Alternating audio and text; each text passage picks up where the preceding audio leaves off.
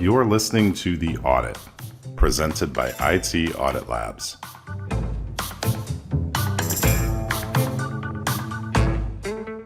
Welcome to The Audit. My name is Eric Brown, and today we have Scott Rysdahl and Micah Kryzer.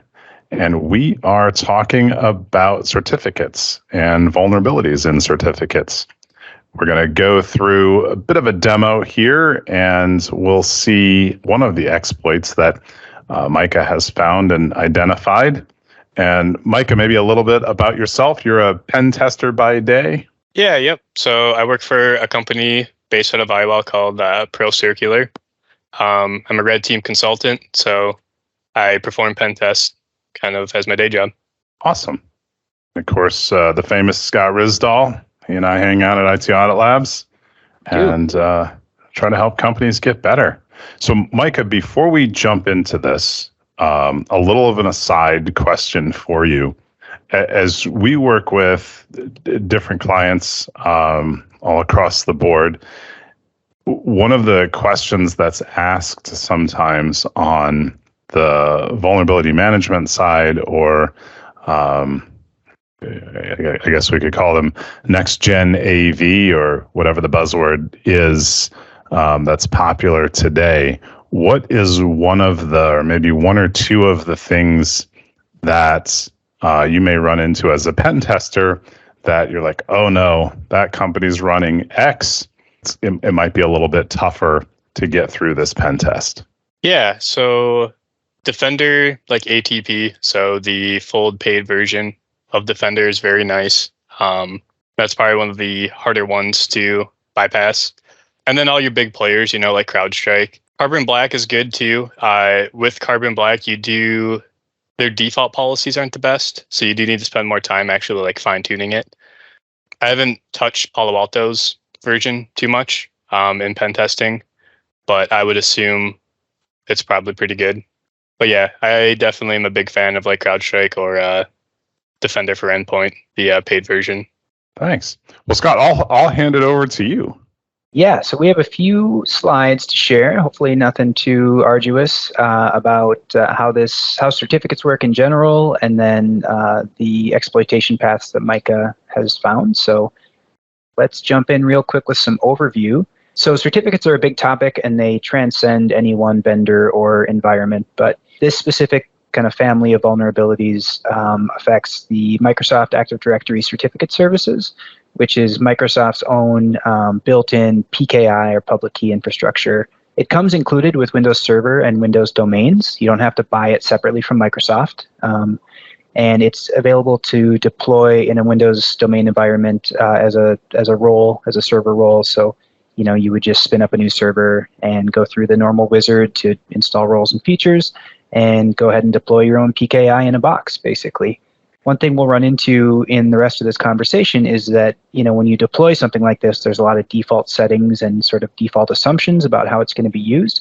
And those aren't always, secure by default. And I might say even especially with Microsoft, because they, try to make things pretty turnkey and pretty easy for admins to do through GUI tools and whatnot. So a great, powerful, essentially free tool from Microsoft, but buyer beware and make sure to read the manual.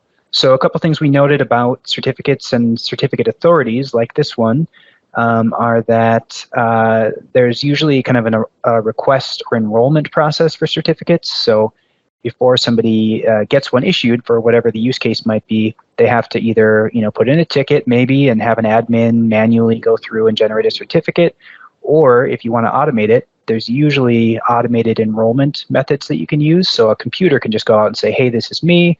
And the certificate authority will say, oh, great. I see who you are. I'm going to issue the certificate that you want based on what you sent me. That automated certificate issuance process is, again, something we're going to talk about today and kind of where these vulnerabilities come in.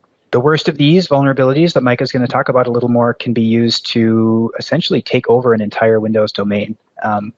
If the permissions are just so, and you have some low-level access, even just like a member of that default, domain users type group in Active Directory, You can use this to get a certificate that'll let you authenticate to the domain as full domain admin. So you own the estate at that point, right? So a digital certificate is basically an electronic passport. It's baked into a digital file that includes other information like who issued it, how long is it valid, what are some of the uses for it. Can you use it to authenticate to a system, or is it used to sign code, or whatever the case may be. They are issued typically, so you wouldn't build a certificate from scratch, hopefully in most cases. You would request a certain type of certificate, a server certificate, a client certificate, a code signing certificate, and then based on a template, the certificate authority, ADCS in this case, would give you something back that kind of has all those predefined, pre-configured values in it based on how it's intended to be used. So templates are, the master image of these certificates that get issued and used in the domain. Micah, anything to add about certs in general? Nope, I think that pretty much summarizes it. Okay.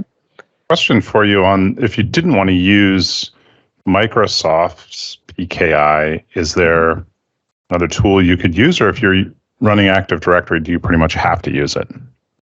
It makes it a lot easier because it's all ready to be plugged into an existing domain environment and have the right permissions and group and computer object access that you would need to have to manage certificates. But you can certainly use a different one. A company that I work with uses Sectigo, formerly Komodo.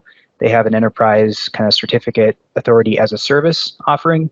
And so they even let you deploy little agents in your environment that your systems can call out to instead of the native ADCS endpoints to handle certificate requests and issuance and renewals. But like a lot of things in Microsoft land, if it comes included and it comes included for free and it does 80% of the things that you need, it just usually makes sense to go with that option for a lot of companies. So a little bit about how Active Directory Certificate Services works. It is a full-featured PKI tool. This is all you need to set up your own sort of trusted root certificate and then intermediates and leaf certs.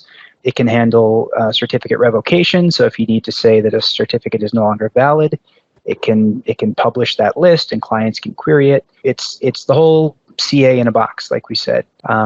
And again, certificates can be issued manually by administrators or in an automated fashion based on just templates and automated certificate issuance endpoints. Usually, because there's a lot of these things that need to be maintained in a typical network, you try to automate as much as you can. Which brings us to the vulnerabilities that affect this particular platform. And I'll pass it over to Micah to explain a little bit about the kind of the history of how these were discovered and specifically how they work. Yeah, so the thing to note is this isn't that old of an attack. It was first founded kind of in 2021 by a company called SpecOps. They published a white paper about it, and it was really good, really well documented, laid out. They initially found 8 vulnerabilities, I believe, and they labeled them ESC 1 through 8. And all of them are kind of related to those certificate templates that Scott brought up, except for ESC 8. ESC 8 is actually related to the ADCS server itself.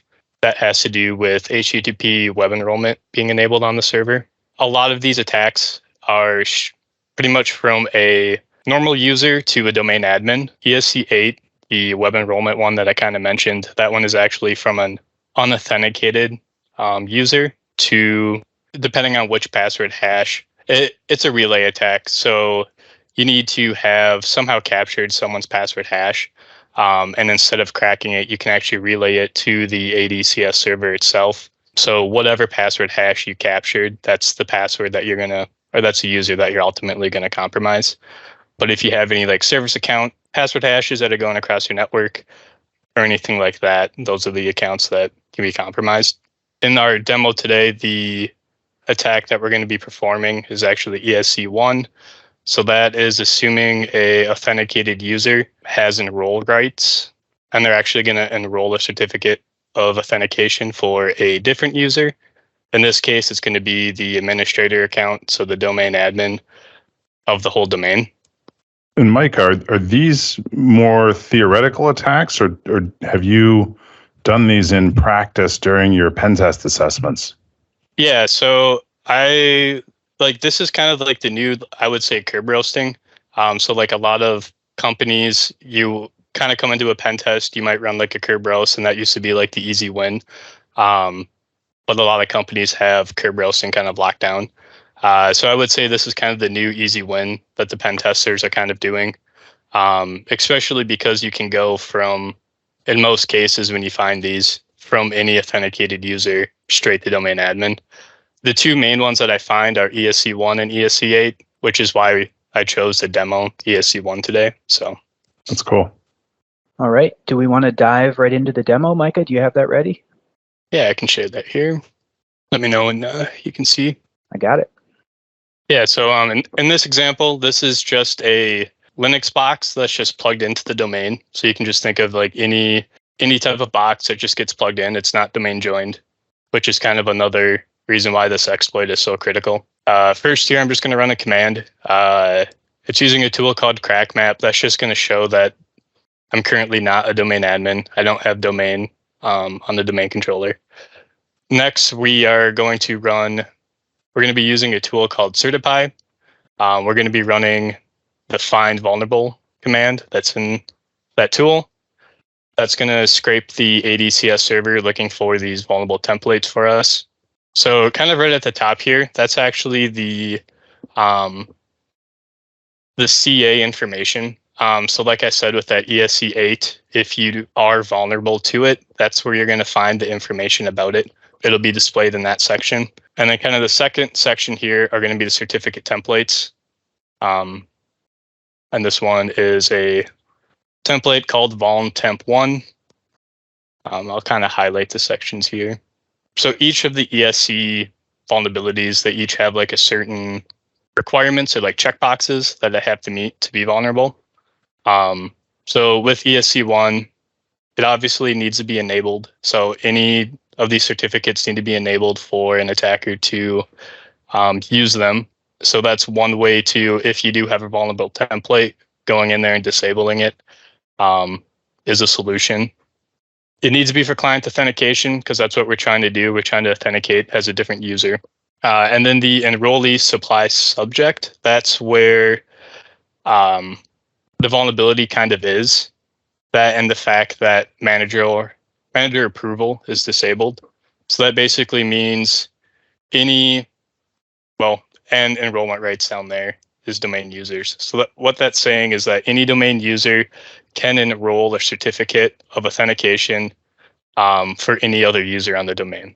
So in this case, I'll be enrolling a certificate for the administrator account and then using that to extract the NTLM hash of the administrator, which the NTLM hash can then be used in the pass the hash attack, or it's just as good as a password. So you can really use it for anything on the network.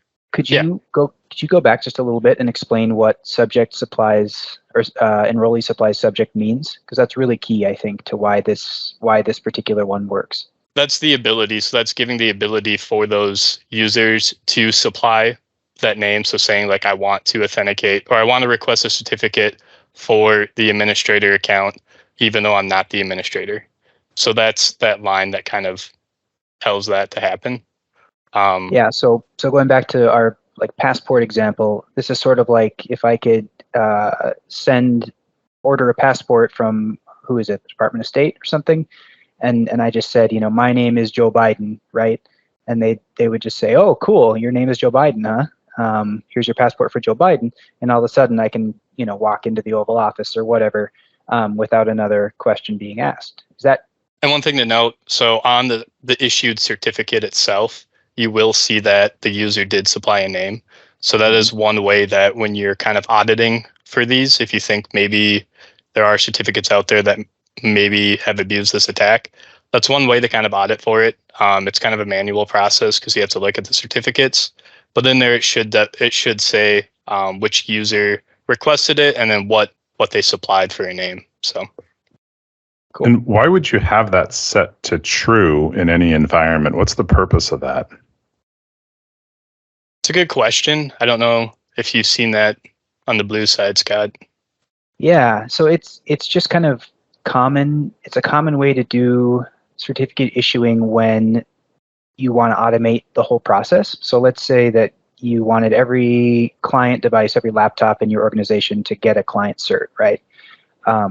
You could have a template set up that allows the clients individually to report their SAN, their subject name, which would just be based on their host name, and then you could issue 10,000 certificates in an hour without any more configuration being needed, right? It's the easy button for this kind of thing. And Micah, correct me if I'm wrong, but I think Microsoft is soon making an effort to fix this by turning on something called strong binding. Is that the right term? Where there's more logic that checks whether a given client or enrollee is sort of authorized to use a given subject name. I probably butchered that a little bit, but rather than just be like a fill-in-the-blank field on the certificate request, form, digital form, it ties it back to an actual like Active Directory object. I don't know if you're ready, if you're comfortable talking about that, but that's my sense for why it would be allowed and maybe how Microsoft is trying to address it. Yeah, I do know one thing to address it. I mentioned that manager approval setting. So that is a setting that you can set to. So these certificates actually have to be approved before they get issued. So that's kind of how you could audit it as well. But okay. Yeah, I haven't heard about Microsoft's new stance on that, so I'll have to look into that. Cool. Yeah, maybe I'll throw a link in the show notes. It's a pretty new change, but I think they're doing it this summer sometime, and it's maybe not optional for domains, ADCS. Anyway, back to our regularly scheduled program. Yeah, so we have a vulnerable template that we found. So on the blue team, you can run that tool. You can run the find vulnerable command, and you can get a list of templates that are vulnerable pretty much right off the bat from this tool. It's just a Python tool. The GitHub page explains how to install it. It's pretty simple to install. And like I said, you just need a Linux box plugged into the network, and then an authenticated user. There's a PowerShell version too, right? There is, yep. So there's a PowerShell version and a C# version.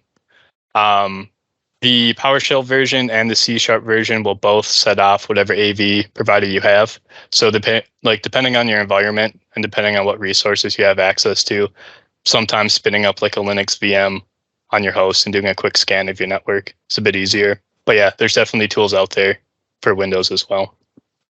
So next is we're just going to request a certificate. So if you look at this command here, the UPN, so that's the administrator account that we're actually going to try to compromise. We're specifying the template, so it was called vultemp1, and then we have our basic user here. So now we have the PFX, which is just the certificate of authentication. So from this point, we could actually request, if we wanted to just request like a ticket granting ticket, we could do that. But Certipy has built-in command where you can it'll take care of multiple steps that you normally have to take to capture this user's NTLM hash. Just to be clear on the last command line you ran, the password that you provided, I hate passwords one there. Yeah. That's for the low-level user, right? That's correct. Bobby in the mailroom. That's not the domain admin password. Yep, that's correct. Okay. So right here, this is the NTLM hash now of that administrator account. So that's the actual password, hashed, of course. But NTLM hashes, like I said, you can use in a pass the hash attack. So they're just as good as a password to an attacker. So then just to demo it, I'll run that crack map again. Crack map tool again from the beginning. And you'll see here, it'll say admin next to the domain controller, showing that we have domain admin. It does save the C cache of the administrator too, so you can use that for curb authentication. So you pretty much own the user at that point. That's pretty much the demo. So as you can tell, this is another reason why, like I say, it's kind of like curb roasting. Like it's a really simple attack to pull off. And I know a lot of times people don't like to think about like the insider threat, but this is definitely one of those where it could be a direct path from like an insider threat perspective too. So any authenticated user. Yeah, or a vendor who has access to, say, a Citrix environment, right? Yeah. Or any way that anybody gets the lowest level of access to your domain. Yeah, absolutely. Thanks, Micah. That's great. How would maybe some defenses against this? I think we touched on a couple already, but what about something like network segmentation? Would that come into play here at all? Or if the admins are checking in and checking out passwords out of a PAM tool, would that help at all just by limiting maybe the duration of the password? Yeah, the PAM tool I haven't experimented with to test out, but I would assume, depending on how, when you request that NTLM hash, that's coming from the domain controller. So whatever hash is currently being used to authenticate is obviously, you're going to be able to authenticate with it. So like if an attacker runs this attack when the administrator has their password checked out, I would assume that you could use it. I'm not 100% sure on that. But yeah, as soon as they check it back in and that password rotates, the attacker wouldn't be able to do it. This isn't just a domain admin though, because I mean, if maybe I just want to get access to like information on a SQL server, or I want to get access to some file share that I don't currently have access to, an attacker might not just target a domain admin, especially if he knows maybe it's a mature client and they are using like a PAM solution. To answer the network segmentation, it would work if whatever host, it's the ADCS server. So if you can't talk to the ADCS server and you can't request a certificate, then you're good. But then eventually, if you have an ADCS server set up somewhere on your network, if you're using it, something's going to have to talk to it. So to add one thing, I think that once you have a certificate issued for, say, domain admin, I think they can change their password as much as they want, but as long as that certificate is still valid, I think they can still use it to authenticate. Is that right? Yeah, and that's where I would have to do some testing, or I'm not 100% sure, because if that password is currently checked in, I don't know how the domain controller, you'll be pulling that NTLM hash from that domain controller, but if that password's checked in, I don't know how the PAM solution works on the back end like that. I would assume that it would somehow like expire that password in the domain controller. You could still like request the NTLM hash or the ticket for the administrator, but I don't know if you'd be able to use that anywhere. I think that gets to the question around the value of and the cost justification, the expense of a privileged access management tool or PAM tool versus more or less a password manager where you could store your passwords and they could be long and complex, but you're just pasting them into whatever tool you're using the password for, and there's none of the auto rotation, check in, check out features. I mean, it's certainly good for the home user where maintaining a one-to-one relationship between the application you're logging into and the password. But in an enterprise environment, it seems that PAM tool that does that auto rotation adds that additional layer of security. Yep. Yeah, it definitely does. The nice part about the PAM solution too is you can put MFA in front of that as well. Seeing the demo and knowing that this can take you from lowest possible user in the environment all the way to domain admin in, how long was the video, Micah? 3 minutes? About, yeah. Yeah. So we wanted to share some ways that you could detect and or protect your Active Directory environment and ADCS installation against this type of attack. Micah, do you mind walking through these? Yeah, no. So we kind of already touched base on the tool to find the vulnerabilities. We'll have some links to the tool that I used today, and then the other tools are called Certify. So that's a C# version. That's actually released, I think, by the Spec Ops people. So the people who published the white paper actually released that tool. And then they released a PowerShell kind of version of that tool as well, if you're not too comfortable with compiling C# code. So yeah, there's tools out there to audit. And that's probably going to be your first step, is going to be auditing and seeing even if you're vulnerable to these templates. The quickest way to fix is to either unpublish or, like I said, disable those templates. So if you have a template that hasn't been used in a while and is vulnerable, you go ahead and just disable that. If vulnerable templates are found, obviously you're going to want to focus on the ones that will get you domain admin. So like I mentioned, that ESC8, that is the relay vulnerability. There's a few more steps to take for an attacker to actually execute that vulnerability. So fixing that one's a little bit lower on the priority than like fixing this ESC1 that we demoed. Unfortunately, ADCS doesn't have the verbose logging turned on by default. So if you're currently not logging your ADCS, I think it's called debug logs or something like that, you're going to want to go and flip those on and start ingesting them into whatever solution that you're currently ingesting logs into. And that's going to help detect these being exploited. And then, yeah, this is one of those attacks where it's actually really hard to, I guess, kind of figure out if you've been compromised or not.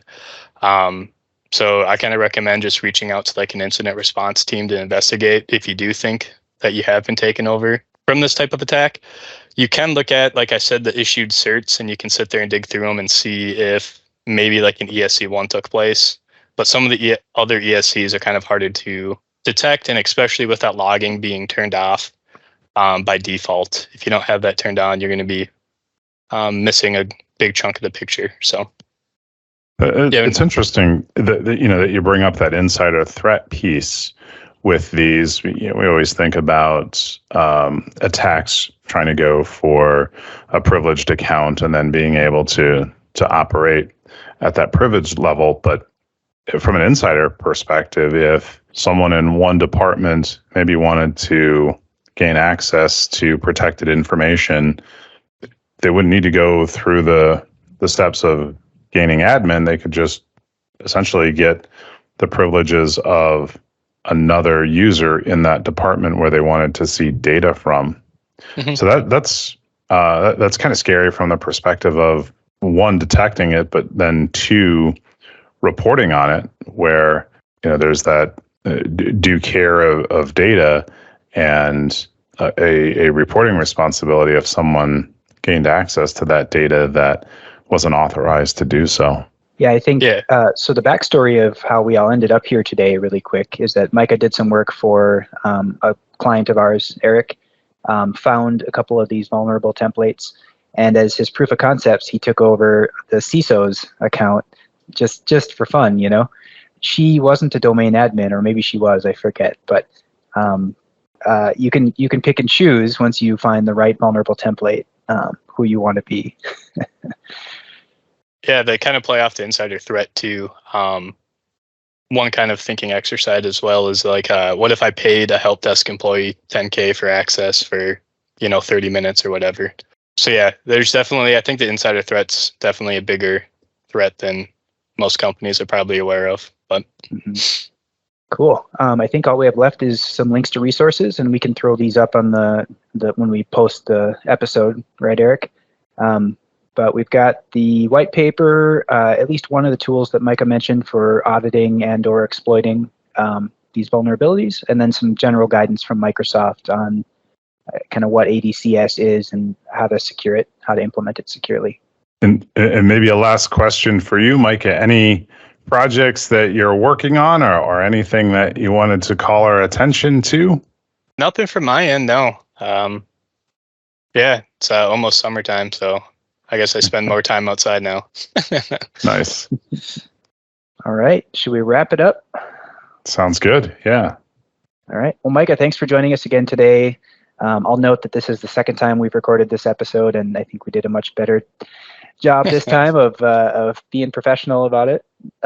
So thanks for coming back, and we look forward to having you again sometime. Yeah, thank you.